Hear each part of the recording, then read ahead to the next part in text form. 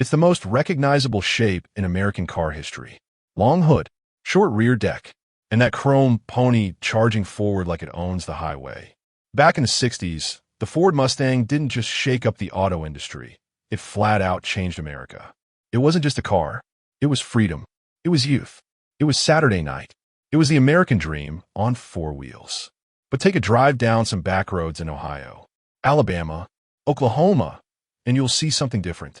Behind old barns, under sun-bleached tarps, half buried in tall grass and red dirt. Mustangs, hundreds of them, maybe thousands across the country, rusted out, sitting still, slowly disappearing. Windshields cracked, chrome pitted, quarter panels eaten alive by rust. Once heroes of Main Street, now ghosts in somebody's backyard. So here's the question. How does America's favorite pony car end up rotting away?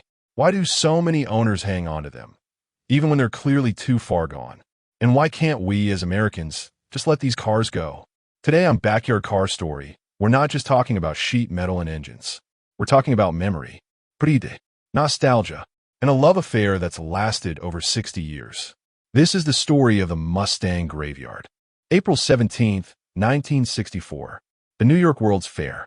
Under bright lights and flashing cameras, Lee Iacocca introduced something brand new.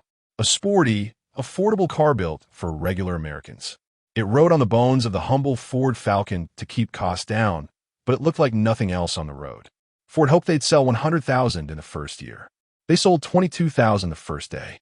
Within 12 months, over 400,000. It wasn't just transportation.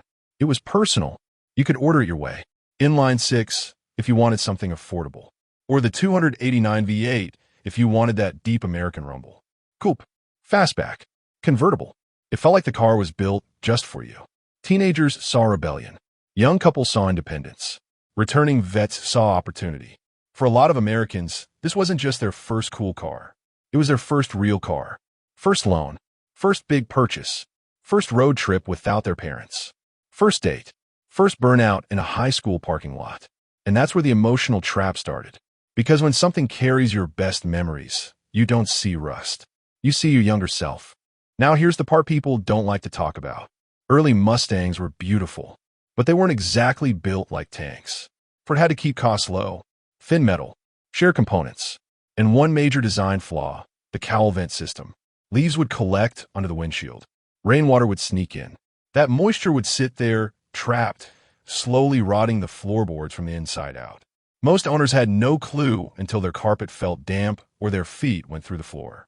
Then came the bigger engines, the 302, and eventually the monster 428 Cobra Jet.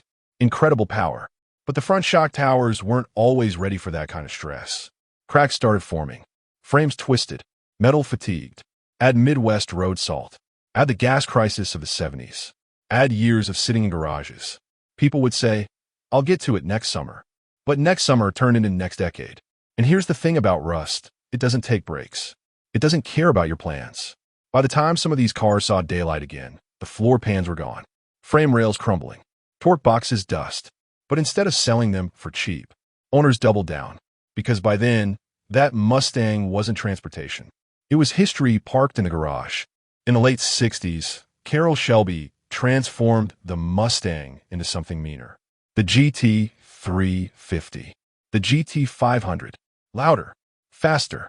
Stripes down the side. A real street fighter.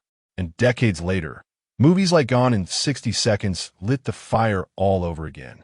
The Eleanor look became legendary. Auction prices went crazy. Clean fastbacks started selling for six figures. And suddenly, every Mustang shell became rare. You'd find one sinking into the dirt behind a farmhouse. No engine, no glass, no floor. You'd offer cash. The owner would say, nah, I know what I got.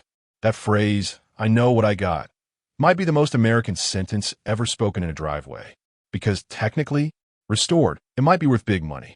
But restoring it? That's $1.70, $0.00, $1.90, $0.00, sometimes more. Most of those projects never start. But the dream? The dream stays alive. So the cars sit.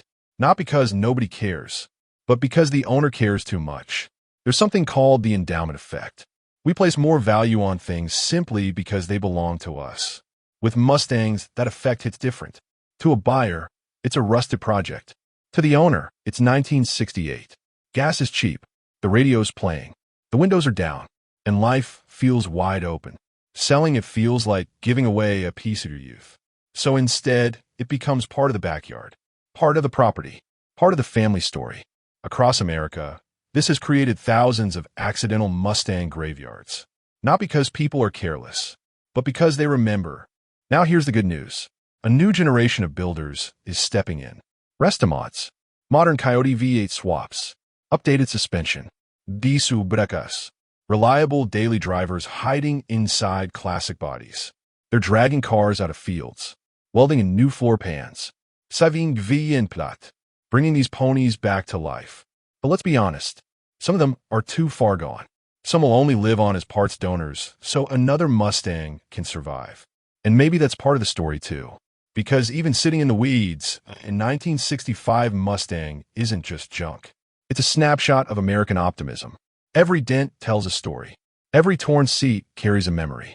Every rusted fender once rolled down a two-lane highway at sunset. The Mustang graveyard isn't just about decay. It's about love. And maybe that's why America can't let them go. Respect the rust. And I'll see you at the next fence line.